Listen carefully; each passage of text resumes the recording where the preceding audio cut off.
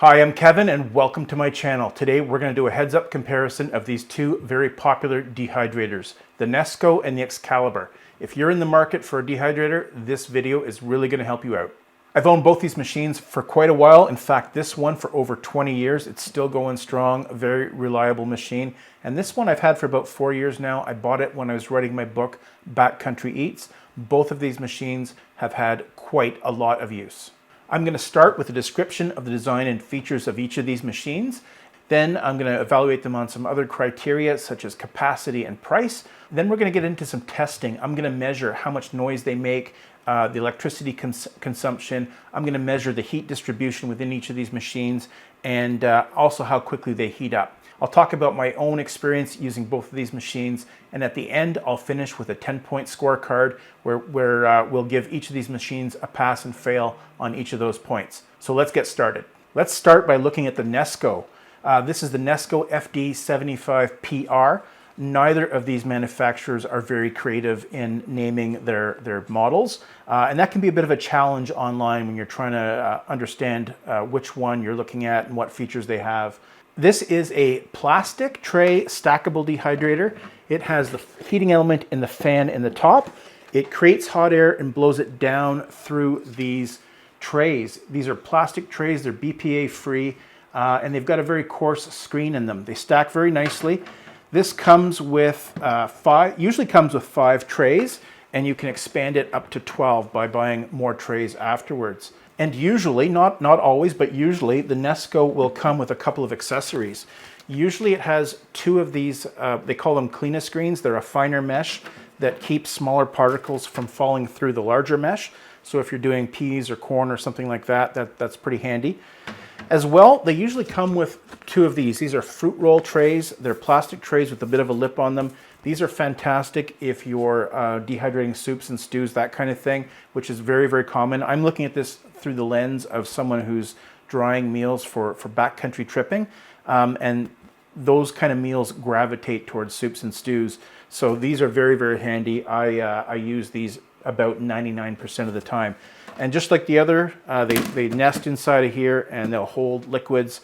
This model is rated at 600 watts, but we'll be giving that a test in a minute. It also has a thermostat that goes from 95 degrees Fahrenheit all the way up to 160 degrees Fahrenheit. It does not have a timer, and it does not even have an on-off button. You turn it on by plugging it into the wall. Now let's look at the Excalibur. This is the 3926 TCDB. Again, a very terrible way to name the different models within the brand. Makes it very challenging for the customer. This is a cabinet style dehydrator. I believe all the Nesco dehydrators are cabinet styles. They have a door on the front, and this is the model with the clear window on the door. Nice feature to have. I don't rely on it very much because to see the food, you really have to pull out the trays. This has 9 trays. Excalibur also makes some models with 4 and 5 trays. These trays simply slide out. They're 14 inches across, they're square, and there's really 2 components to the tray. There's a plastic support system, again, BPA-free plastic, and a mesh screen that goes on top. You put your food to be dehydrated on top and you're good to go, except of course, liquids will pass through this. Excalibur makes a couple of ways to remedy that. I don't have the Excalibur version, but I have an aftermarket sheet that goes on top. This is a Teflon sheet made by another manufacturer. You can certainly put food on here, but if you're putting liquids on, you have to mind the edge a little bit. Also aftermarket and made by another manufacturer are these silicone pads that have edges. This one is a 12 by 12. At the time I bought this, I could only get 12 by 12. I believe now they come in 14 by 14, which is pretty handy. The body of this dehydrator is mostly metal, but there's some plastic parts inside. It's got a metal back. The fan and heating element are at the back, and they push hot air through the machine. We'll look at that a little bit later. This machine is rated at 600 watts, but we'll be testing that in a minute.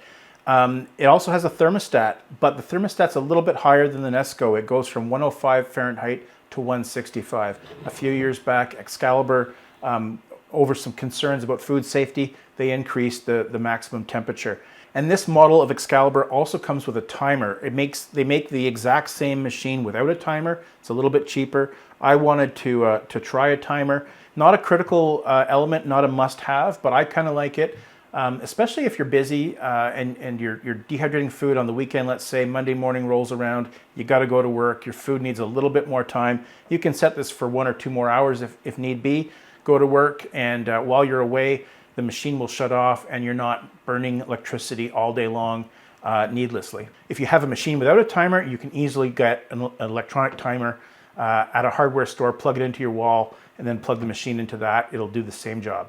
Now let's talk about price. I went to the manufacturer's website and looked at those prices, because you will find these things on different websites marked up or marked down, sometimes twice what the manufacturer recommends, and sometimes you get some pretty good bargains. The Nesco is typically sold for $99.99 US, and again, I've found it sometimes online for 70 bucks, 69, 70 bucks. Other times I found it online for 200.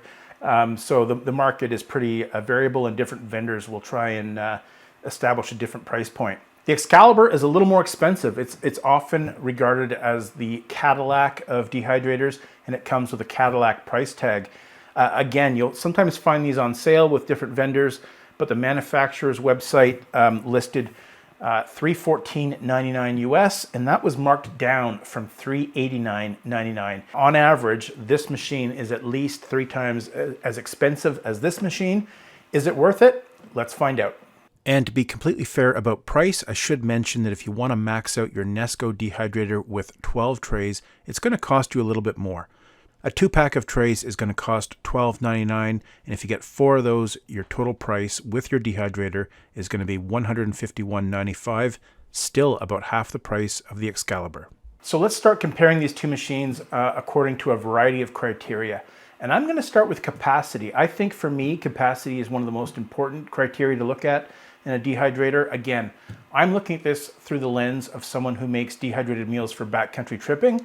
When I'm prepping for a trip, I want to do a whole bunch of meals in a short period of time. So for me, it's not a little bit of dehydrating all the time. It's more of a pulse thing. And I think for many backcountry trippers, that's the experience. If you're looking for a dehydrator for another reason, it might not be as important to you.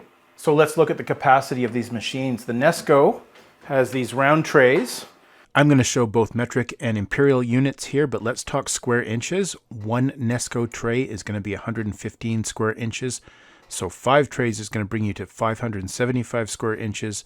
And if you max out your dehydrator at 12 trays, that's going to bring you to 1,380 square inches.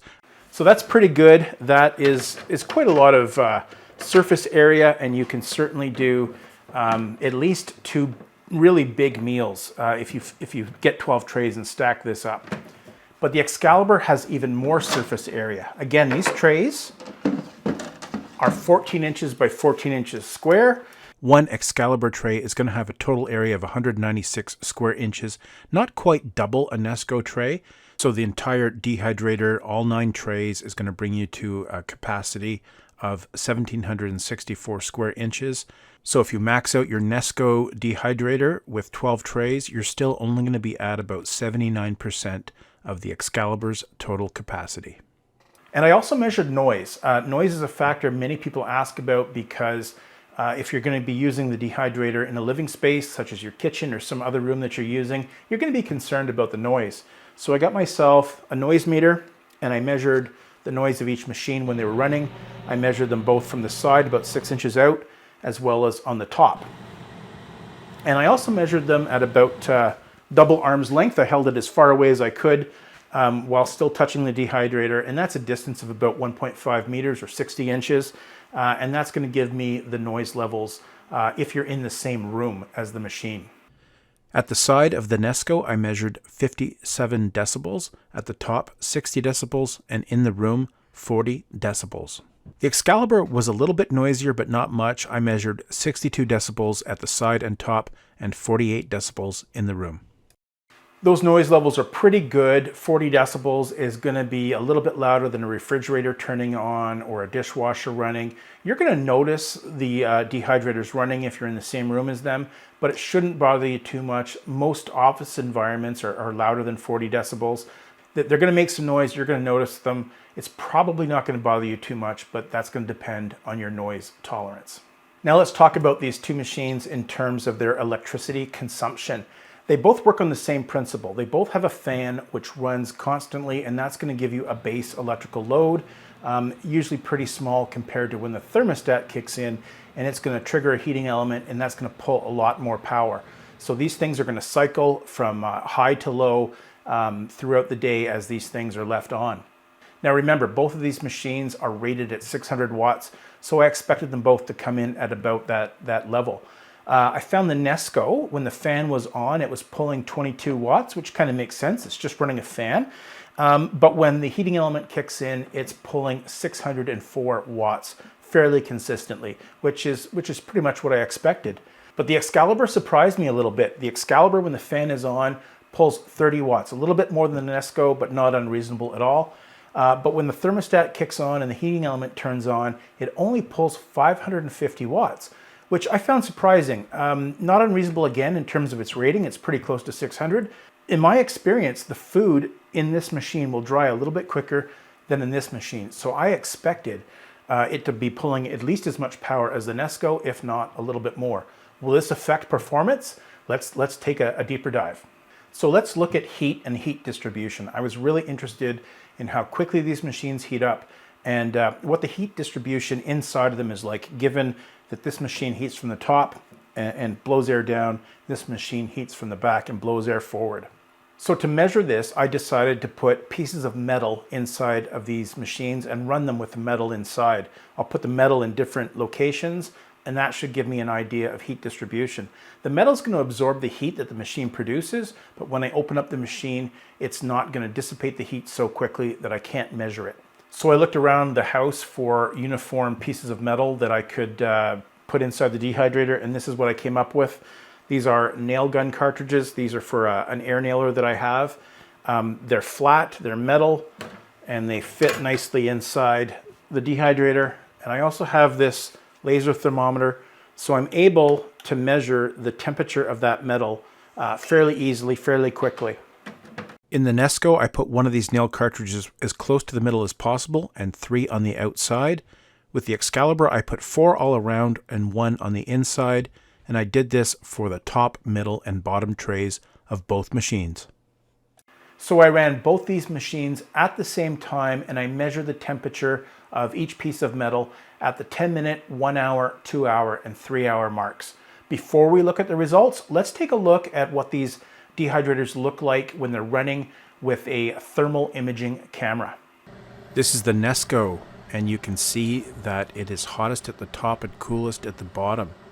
In fact, there's a lot of heat leaking out of that first joint between the fan and the first tray. And this is the Excalibur. You can see a lot of heat leaking out of the door, but on the side you can see that most of the heat is in the back. The back top third is the hottest, and it is coolest in the bottom front. Now let's look at some of the results. Let's start with the Nesco. This is the average center temperature plotted over time against the outside average temperature. You can see that the center of the Nesco dehydrator is cooler than the outside, and at the beginning it is much cooler. It catches up in the first hour, but it always lags behind. And as expected, the top is the hottest, the bottom is the coolest. And the Excalibur also shows expected results. The back of the machine is much hotter than the front, and the middle of the machine is much hotter than the top or the bottom. So because I had so many different temperature measurements inside each of these machines and in different locations, I was able to see some very interesting trends. Some of them were very intuitive. The Nesco for sure heats the top much faster than it does the bottom. The bottom takes a little while to catch up.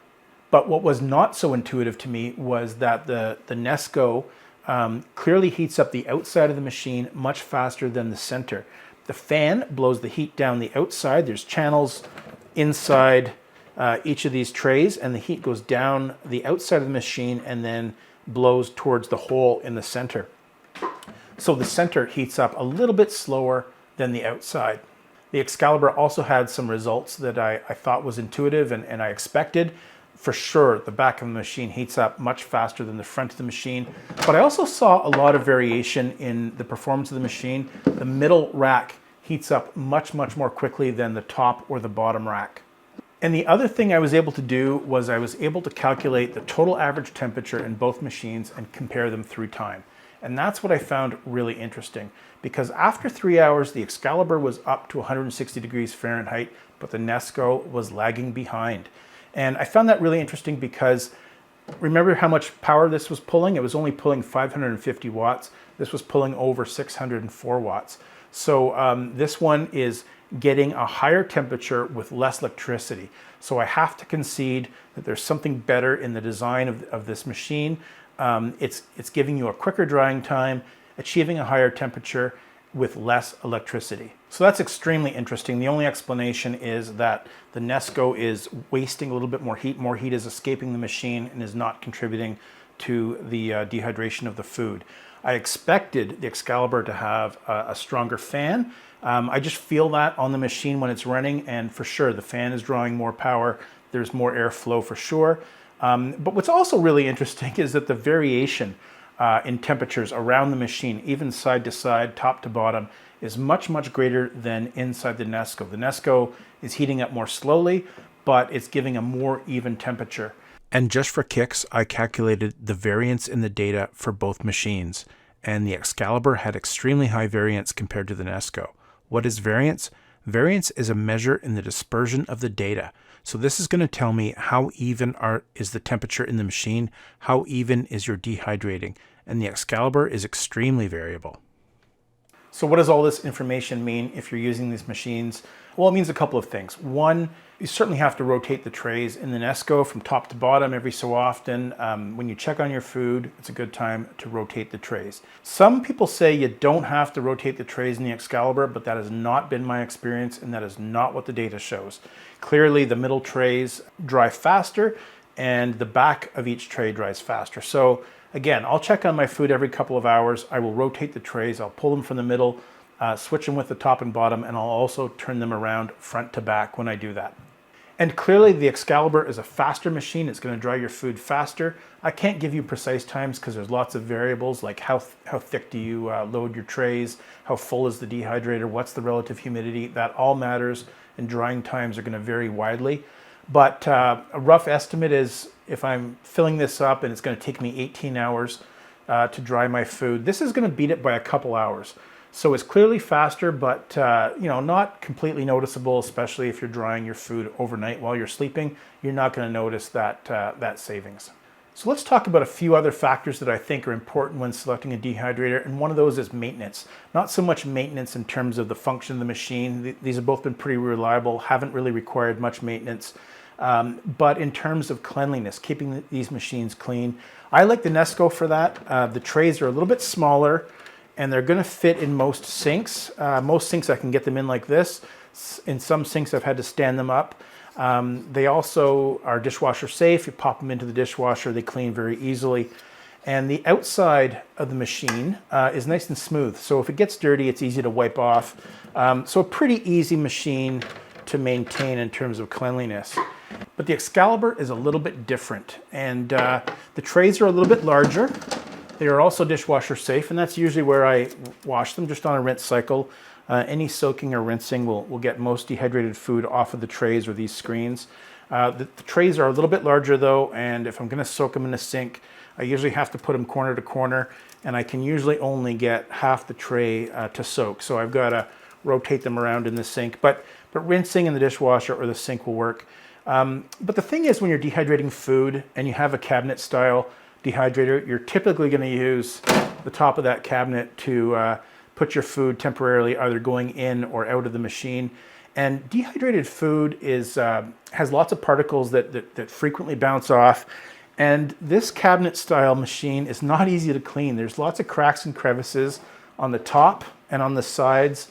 It's quite a job to wipe off and keep clean. So in terms of ease of maintenance and keeping the machines clean, I give the award to Nesco. And one thing that I don't like about the design of the Excalibur is how close these trays are together.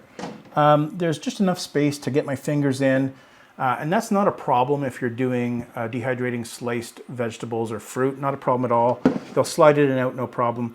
But if you're doing something like pasta or rice, and you're going to want to stir that food every once in a while just to manage, make sure that the food is dehydrating evenly. And when you do that, when you stir it up or rotate it around, it's going to expand, and it's not going to be so easy to slide these in and out. And that's a bit of a problem. To avoid that, I'll often pull out every other tray. And when I do that, that's a good solution to the problem, but I've now cut the capacity of the dehydrator in half. And in the Nesco, I don't get that problem at all. The spacing of the trays is a little bit more generous. There's a little bit more room, and the way that you load the trays is different. You're not sliding one against the other, so I've never had that problem with the Nesco.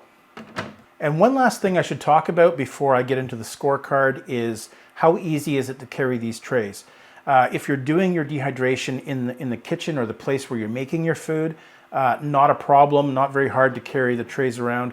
But I do my dehydration in the basement. I have a room in the basement where I do that. And so stacking food up on a tray like this and trying to carry several of them down the stairs is a bit of an issue. I'm gonna likely have an accident. So if I'm using my Excalibur for my dehydrated meals, I'm probably gonna make 9 trips up and down those stairs.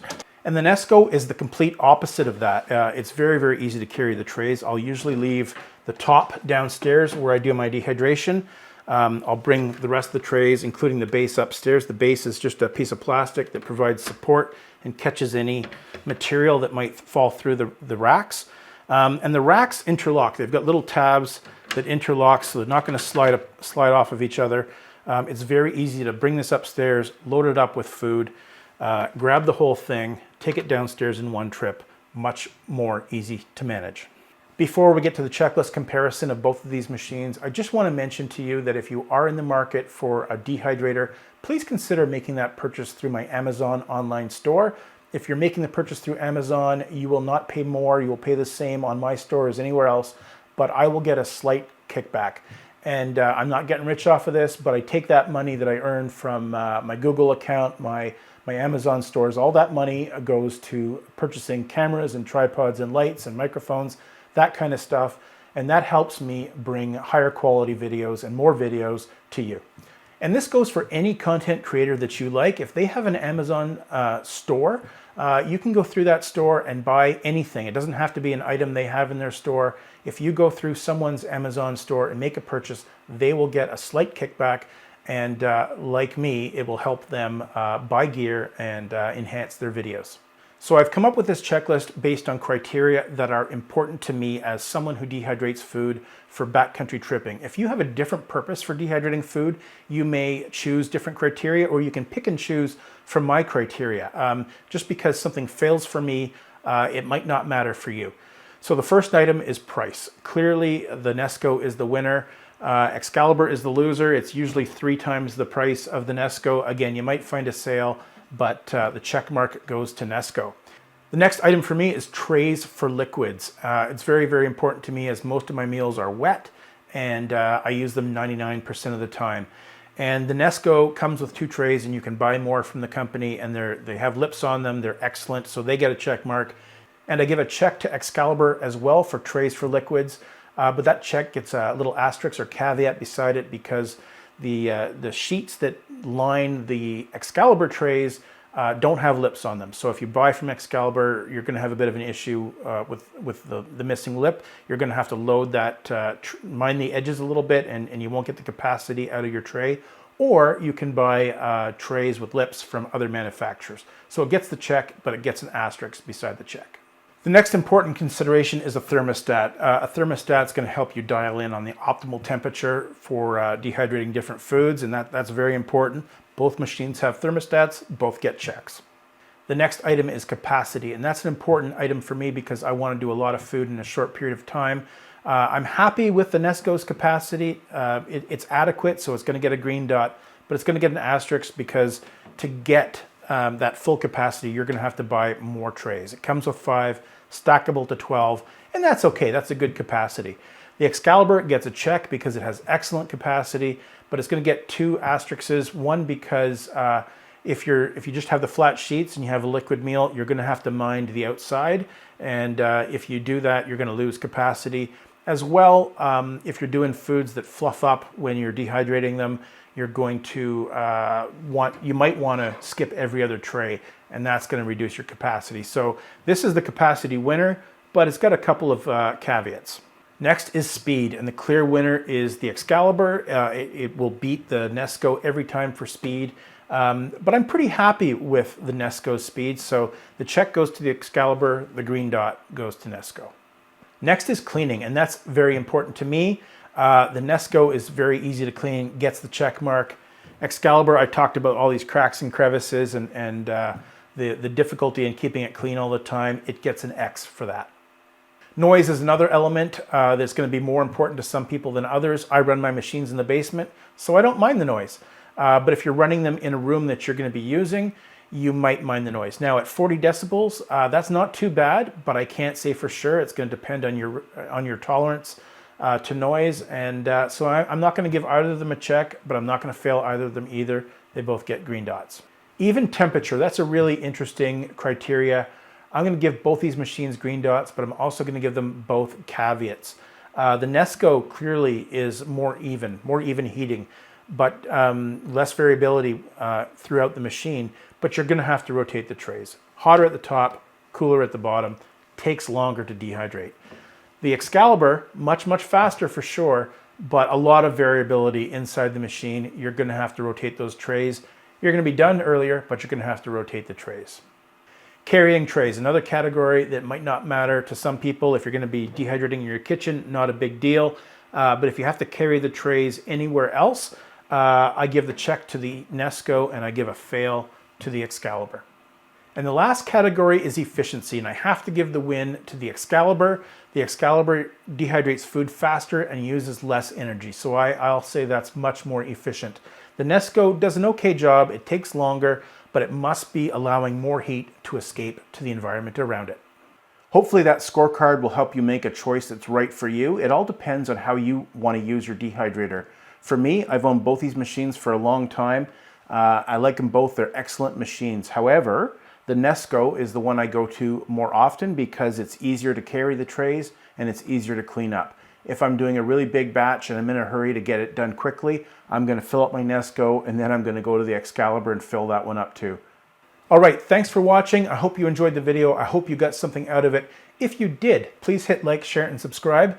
As always, have a great day, and I'll see you in the next one.